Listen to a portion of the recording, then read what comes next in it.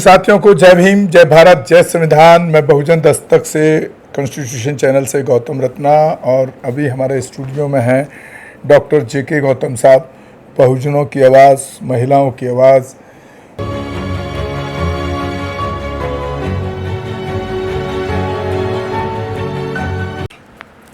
Public ने vote दिया है शिक्षा, स्वास्थ्य, रोजगार के नाम पे, सिक्योरिटी के नाम पे, सेफ्टी के नाम पे। आज अगर वहाँ सेफ्टी नहीं है, आज अगर वहाँ अयोध्या में एक बेटी का रेप हो जाता है, जो सफाई कर्मचारी जो मंदिर की से सफाई करती है, अयोध्या वाला ठीक है, राम ऐसी बहुत घटनाएं जो सर आती नहीं है सोशल मीडिया पे, आप लोगों को नहीं पता लगती, लेकिन वो तो मालूम चल गया। अगर उसका रेप हो जाता है वहाँ पे तो सिक्योरिटी फेल हो रहा है, तो सुरक्षा चाहिए ना। अमित शाह ने कहा था ये कि आज यूपी ऐसा है कि अब आधा किलो सोना गले में डाल के रात को 12 बजे भी घूम सकती है महिलाएं। वहाँ तो दिन में रेप हो रहा है, रात की तो बात छोड़ दीजिए। और जो बीएचयू में रेप हुआ, हाँ। बीएचयू में एक जो महिला का रेप कानपुर हुआ, में कानपुर में जो घटना ये क्या है, देखिए क्या है, हमारे जो यूपी में जो लोगों ने वोट दिया है योगी साहब को, वो अच्छे प्रशासन के लिए दिया है, लॉ एंड ऑर्डर के लिए दिया है। वो जो दहशत का माहौल है उसके लिए नहीं दिया है। वो जो हिंदू मुस्लिम हो रहा है नेम प्लेट का, उसके लिए नहीं दिया है। ठीक है, कौन क्या खाएगा क्या नहीं खाएगा उसके लिए वोट नहीं दिया है। वोट दिया रोज़गार के लिए, वोट दिया स्वास्थ्य के लिए, वोट दिया शिक्षा के लिए, वोट दिया सुरक्षा के लिए। सुरक्षा जीरो, रोज़गार जीरो, स्वास्थ्य जीरो, और शिक्षा में तो अभी उन्होंने खुद ही कह दी कि मैं 27,000 जो स्कूल बंद करने वाला हूँ। तो हम योगी जी से अपील करते हैं कि योगी जी जितना पैसा आप, ये जनता का पैसा जो आप इन चीज़ों पर खर्च कर रहे हो, में और प्लीज़ आप क्या बोलते हैं इस पैसे को, नहीं, इस पैसे को आप एजुकेशन पर लगाइए, एजुकेशन पर लगाइए, हेल्थ पर लगाइए, सुरक्षा पर लगाइए। सर सुरक्षा से मुझे अभी कल की एक बात याद आ रही है। कल मैं एक नेशनल चैनल की डिबेट देख रहा था, तो वो गांव के इंटरव्यू दिखा रहे हैं लोगों के, आम लोगों के। पूरे गांव के गांव हैरान है उपचुनाव में कि अपने पूरे जीवन के अंदर इलेक्शन के टाइम इतनी कभी फोर्स नहीं देखी गई, और ख़ास तौर से जहां पर मुस्लिम मतदाता हैं। पूरा पैरा मिलिट्री फोर्स से पूरा गांव छावनी में तब्दील कर दिया गया है, और वहां का मतदाता इतना डरा हुआ, भयभीत है कि वो कैमरे पर बोलने को तैयार नहीं है। तो क्या वो जो वहाँ पर जो सुरक्षा, जहाँ बेटियों की सुरक्षा नहीं है रेप केस पर, बहुजनों पर अत्याचार हो, उसके लिए सुरक्षा के लिए पुलिस नहीं है, उनके पास फोर्स नहीं है। लेकिन जब इलेक्शन हो रहा है, उस खास तौर से अल्पसंख्यक जो क्षेत्र है वहाँ पर कल पूरा दिखाया बाकायदा कि वहाँ हर आदमी कह रहा है कि आज तक इतनी हमने फोर्स नहीं देखी गाँव के अंदर, पूरा गाँव का गाँव छावनी। तो मतलब उनको क्या ये इनडायरेक्टली डराने के लिए किया जा रहा है कि वो वोट के लिए ना निकलें, या जाएं तो फिर योगी को वोट कर दें, बीजेपी को वोट कर दें? दो तरीके से देख सकते हैं इसको।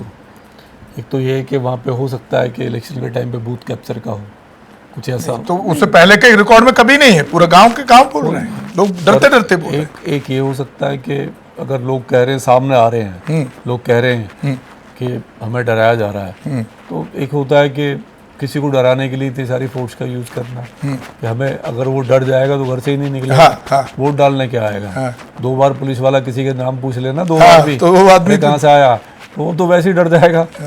तीसरी बार में तो आएगा नहीं। सर एक और बता रहा हूँ आपको, मैं भी परसों देहरादून जा रहा था, रास्ते में, और वहाँ जाम मिल गया, हम वापस आ गए। मेरठ पे हम एक मुस्लिम के यहाँ ढाबे पे खाना खाने रुक गए।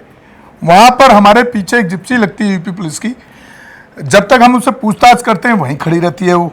हमें वहाँ जो हमें खाना था, पसंद का खाना हमें नहीं दिखा, हम वहाँ से थोड़ा आगे चले, 100 फीट दूरी तक चले हैं, फिर वो पुलिस की जिप्सी हमारे पीछे लगी हुई है।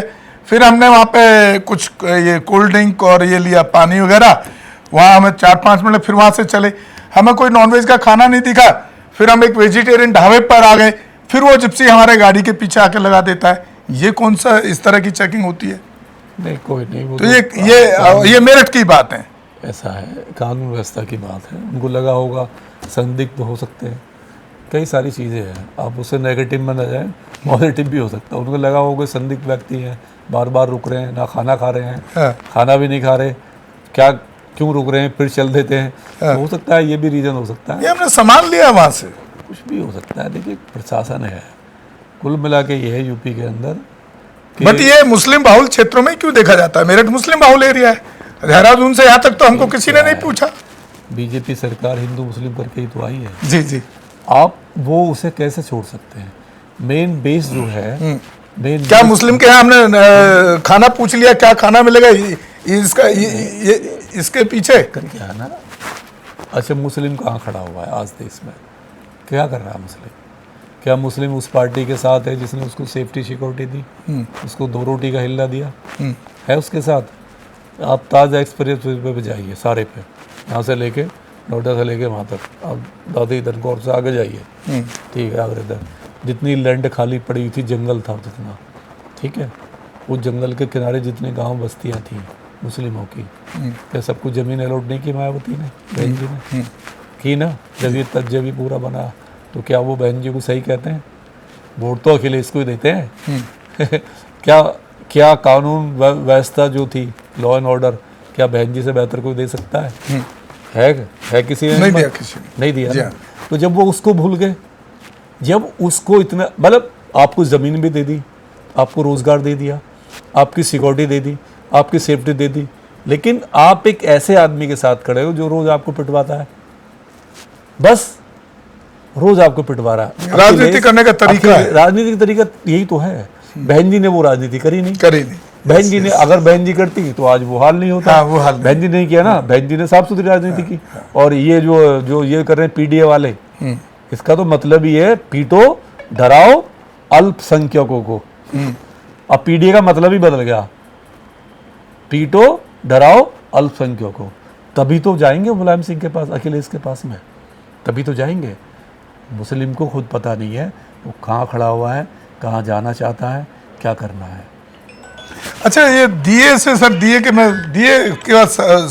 जवाब पे मैं भी सेटिस्फाई नहीं हुआ। ये दिए कोई साइंटिफिकल ताकत देता है क्या देश को? क्या है राज, क्या है? देखिए मैं, क्या कुछ लोगों को ताकत देता है, क्या है? सुनिए, मैं जलाता था, तेल जला देना, मैं जलाता था हर साल। हाँ। इसमें कोई दो राह नहीं है, आपके चैनल के माध्यम से कह रहा हूँ। अच्छा। इस साल मैंने दिवाली का त्याग किया, अच्छा। क्योंकि मैंने उसको डीपली पढ़ा। जी। मैं भी शांति स्वरूप बौद्ध जैसे कुछ इंटेलिजेंट लोगों के चक्कर में आ गया था। हाँ। तो ये दीपदान उत्सव है। हाँ, कोई दीपदान मैंने कहा नहीं, मैं भी आ गया था, मेरे जैसे बहुत सारे आ गए, इंटेलेक्चुअल लोग आ गए। ठीक है, बहुत पहले से आप आ गए, लेकिन मैं नहीं आया ना। लेकिन मेरी आंख अब खुली। अच्छा, आपने इधर कन्वर्ट करके इधर से दूसरे तरीके से दिए जलाना शुरू कर दिया। उन्होंने उन जैसे महानुभावों ने स्टार्ट किया, ठीक है। तो मैंने खूब विरोध किया उसका। काशीराम विरोधी थे, आपको बता दूं। नहीं, मैंने कहा नहीं वो क्या विरोधी थे, क्या नहीं, लेकिन वो उन्होंने गलत किया। कुल मिला के उन्होंने गलत किया, एक परंपरा डाल के उस परंपरा को मैंने तोड़ा है, और मैंने तोड़ दिया उस बेड़ी को। अब मुझे नहीं पता कहाँ से जलेगा, कैसे जलेगा। मेरे दिए 14 अप्रैल पे जलेंगे और बुद्ध पूर्णिमा पे जलेंगे, और एक तरफ से जलेंगे। दीपोत्सव का कोई बुद्ध इतिहास में कोई कहीं पर कोई जगह मेरे यहाँ जलेगा, मेरे यहाँ दीपक जलेंगे। 14 अप्रैल को जलेंगे, उनसे हमें जिंदगी मिली है बाबा साहब। 14 अप्रैल को जलेंगे, और बाकायदे लाइटिंग भी होगी, मिठाई भी होगी, गिफ्ट भी दिए जाएंगे, सब कुछ होगा। सर, मेरे घर पे गार्ड आया, कह रहा साहब नमस्कार। मैं बोल भाई साहब दिवाली। फिर एक दिन स्वीपर आया जो सफाई कर्मी है घर के आजू बाजू अपार्टमेंट में, सर दिवाली। मतलब 3-3, 4-4 लोग, अखबार वाला, सर दिवाली क्या है? अरे भाई तू अखबार कर रहा है, बिजनेस कर रहा है। दोष नहीं, ये परंपरा शुरू से डली, उनका दोष नहीं है। हाँ।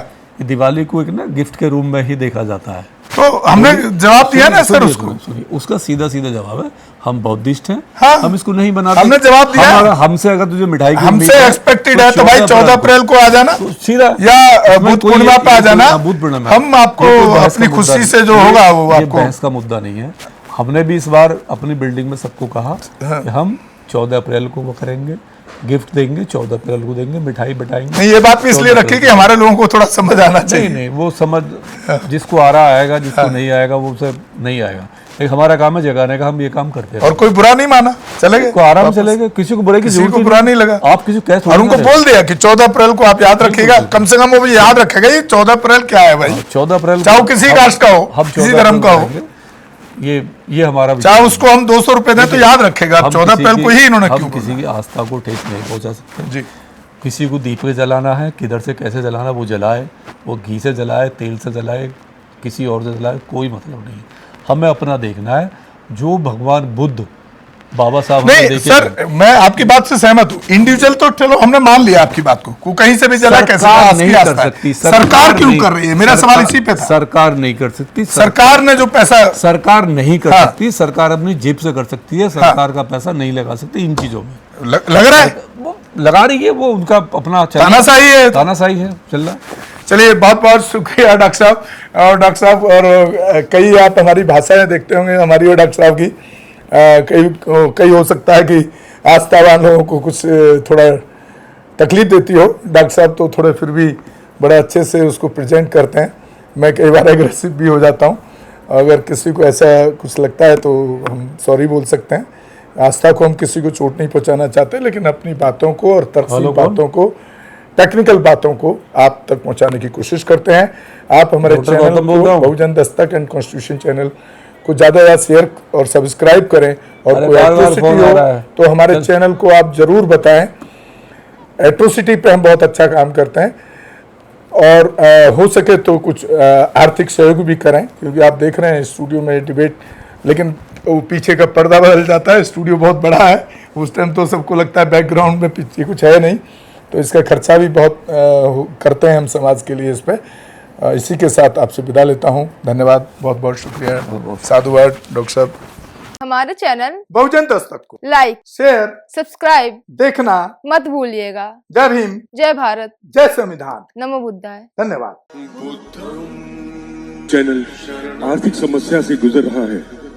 अगर आप बहुजन समाज में बाबा साहेब अम्बेडकर और तथागत बुद्ध की विचारधारा को अधिक से अधिक लोगों तक पहुंचाना चाहते हैं तो हमें आर्थिक सहयोग प्रदान करें, ताकि हम अपने चैनल के माध्यम से देश विदेश में समता, बंधुता, एकता और संवैधानिक अधिकारों को ज्यादा से ज्यादा लोगों तक पहुंचा सकें।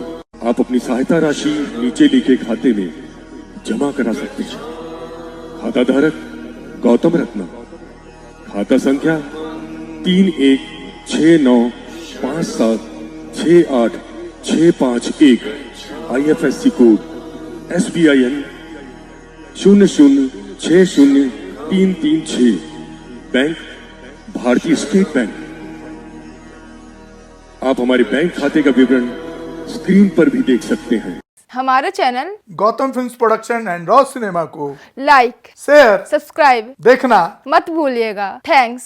धन्यवाद। मैं गौतम रत्ना गौतम फिल्म्स प्रोडक्शन में आपका स्वागत करता हूं। आप हमारे प्रोडक्शन हाउस के अंदर अपना कैरियर बना सकते हैं as a film director, as a producer and actor and actress and editor and cinematographer also. अगर आपको फिल्म से रिलेटेड कुछ भी प्रोजेक्ट आपको बनवाना है तो हमारे पास में पूरा सेटअप है, जिसमें फिल्म कैमरा है, शूटिंग लाइट्स है और एडिटिंग है। सारा A to Z एक ही जगह पर आपको हमारे यहाँ पर मिल जाएगा। तो दोस्तों आप हमें कांटेक्ट कर सकते हैं हमारे नंबर्स पर 9810085714 और 8510005714। हमें मेल भी कर सकते हैं gautamfilmsproduction@gmail.com पर। धन्यवाद।